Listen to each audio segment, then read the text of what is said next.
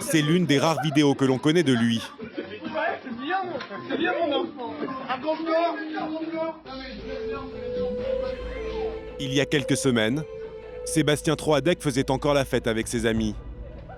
Depuis le début de l'affaire, il est suspecté d'avoir exécuté tous les membres de sa famille.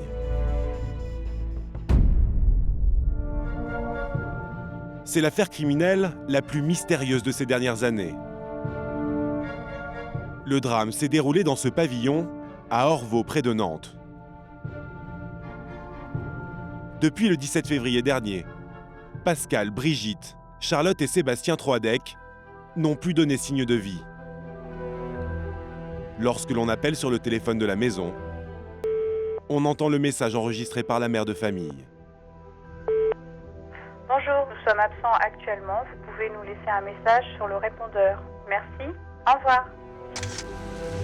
Une semaine après la disparition, alertée par les proches, la police judiciaire se rend au 24 rue d'Auteuil. Vu de l'extérieur, rien ne semble anormal.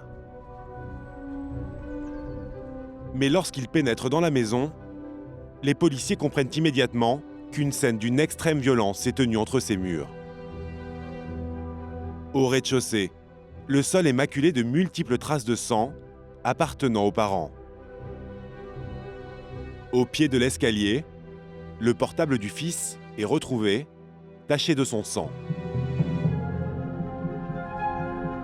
À l'étage, dans la chambre de la fille Charlotte, les policiers découvrent sous le lit la montre de la mère, ensanglantée. Aucune trace de Charlotte n'est retrouvée. À l'évidence, c'est une scène de crime, mais sans aucun cadavre. Il n'y a pas eu d'effraction. Les policiers privilégient donc la piste du drame familial. Les voitures des parents sont garées devant la maison. Seul manque le véhicule du fils.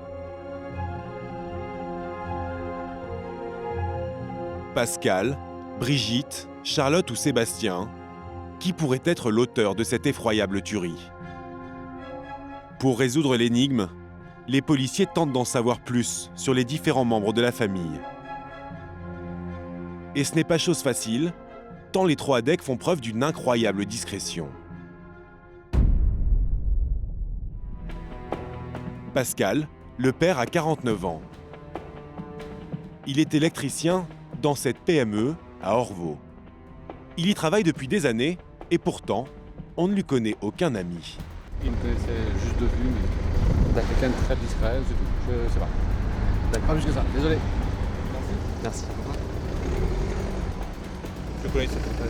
D'accord. Parce qu'on dit que c'est une personne très discrète, qui parlait pas beaucoup. Vous confirmez du coup qu'il était.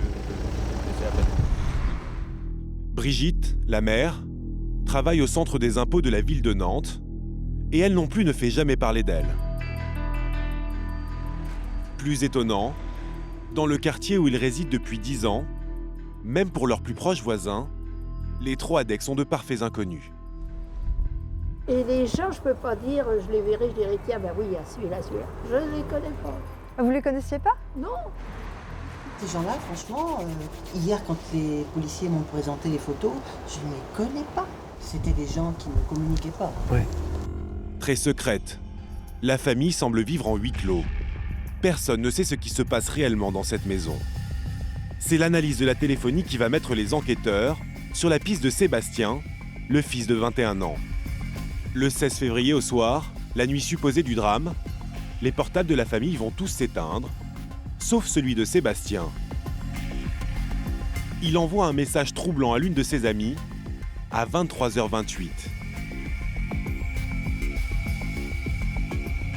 Ça t'est déjà arrivé d'avoir marre de plein de choses, mais genre d'un coup? Oui. Moi je crois que ça m'arrive là. Dès lors pour les enquêteurs, il devient le principal suspect. Il fouille dans les messages qu'il envoie depuis des années sur Internet, car le jeune homme est accro aux réseaux sociaux. Et très vite, il découvre une personnalité morbide. Putain, vivement ma mort, la vie me saoule. Je hais toute trace de vie, et surtout moi.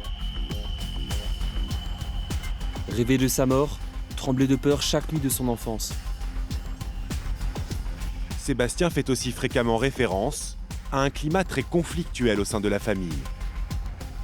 Putain, mes parents qui gueulent, les portes qui claquent, je sens que je vais en taper un là, ça va me calmer. Punaise, hier de 2h du mat à 20h, mon père gueulait. J'arrêtais pas de lui dire « ferme ta gueule », il continue à brailler. Plus grave, Sébastien affirme être battu par son père. Il se confie à l'une de ses meilleures amies, que nous avons pu joindre par téléphone. C'est vraiment la chose qui m'avait marqué à l'époque, c'est que, en fait, il s'était disputé à table, en fait. À un moment, son père s'est levé, il a pris sa chaise et il lui a mis un coup. Et il me semble qu'il y a un moment où Sébastien, en fait, il a voulu riposter.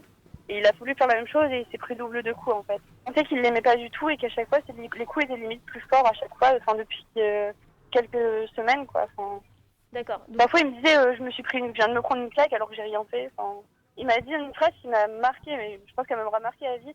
Il m'a dit, un jour, mon père va me tuer, c'est sûr. Pris d'un coup de folie, le jeune homme aurait-il voulu se venger de ce père, soi-disant violent ?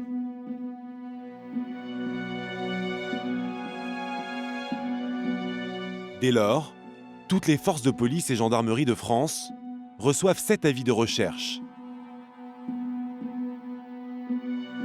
Sébastien est soupçonné d'avoir mis en place un funeste projet visant à supprimer les membres de sa famille et peut-être lui-même. Mais pour les enquêteurs, ce scénario va être fragilisé. Depuis 1 an et demi, Sébastien a quitté le domicile familial pour suivre un BTS informatique à Saint-Laurent-sur-Sèvre. Il vit désormais dans ce studio au 2e étage de cette résidence étudiante. Lorsque l'on interroge ses copains de l'immeuble, on découvre un tout autre personnage.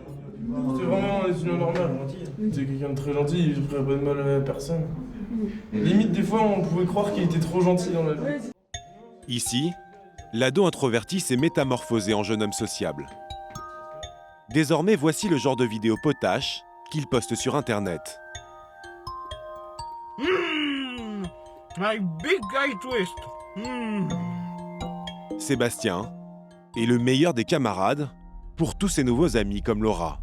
C'est quelqu'un que tous ceux qui le connaissaient l'appréciaient. Très serviable parce qu'il partageait justement sa vie avec moi. On se dépannait du sucre. Où j'avais un problème avec mon ordinateur et je lui demandais conseil et puis il me rendait service. Il était très intégré. C'est quelqu'un qui avait toujours le sourire. C'était un bon fêtard comme tous les étudiants. C'était quelqu'un qui aimait faire la fête. Enfin, il était toujours présent lorsqu'on faisait une soirée.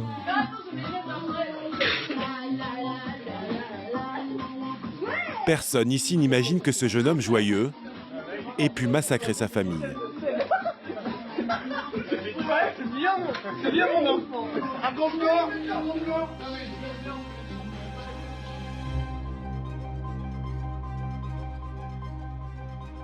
Je vois pas Sébastien faire ça. Je te vois pas en quelqu'un de si agressif qui pourrait faire ce genre de choses, ce genre d'horreur.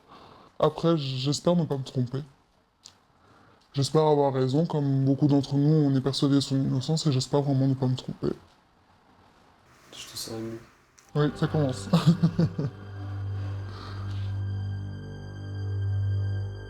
Ces derniers temps, tout le monde le trouvait mieux dans sa peau.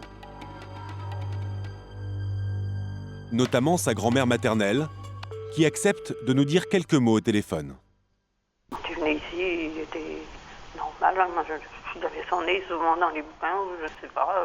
Non, et il était très calme, c'est tout ce que je peux dire, moi je peux pas dire d'autre chose. Personne ne comprend rien. Personne n'a rien vu d'alarmant avant. Non. Oh, moi tout tourne dans ma tête aussi. Oui, oh là là, c'est un drôle de chose. Sébastien n'aurait pas vraiment le profil d'un tueur. Mais alors pourquoi sa voiture, une Peugeot 308, a-t-elle été retrouvée sur un parking à Saint-Nazaire, à plus de 100 km de la maison familiale? A-t-elle servi à transporter les corps? Selon les premières constatations, elle aurait été nettoyée. Les analyses en cours révéleront si des traces de sang sont présentes.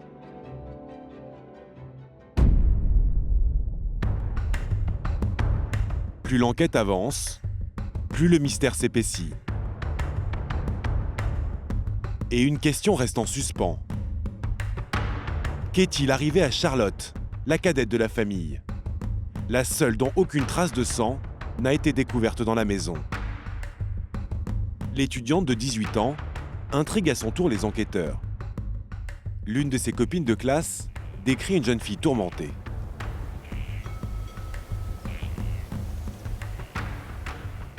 C'était une personne très réservée, assez timide. En classe, on ne l'entendait pas beaucoup, quoi. On a l'impression qu'elle était presque absente. Est-ce que parfois elle semblait un petit peu déprimée? Oui. On était en cours et puis par moments, elle se mettait à pleurer comme ça, quand on pouvait pas... Vous savez pourquoi? Non du tout. Charlotte porte-t-elle un lourd secret? A-t-elle joué un rôle dans ce drame? Ou est-elle elle aussi une victime? Ce mercredi, à plus de 270 km de chez ses parents, à Dirinon, son pantalon soigneusement plié est retrouvé dans un fossé. Dans les poches, sa carte vitale et sa carte bancaire. Immédiatement, un impressionnant dispositif de gendarmes et de policiers est mis en place pour retrouver son corps. On se met ici et on fait un aller-retour. En vain. Mais à seulement 500 mètres du jean de Charlotte, il trouve des livres de jeunesse du père, Pascal Troadec. Une découverte qui rend cette affaire encore plus énigmatique.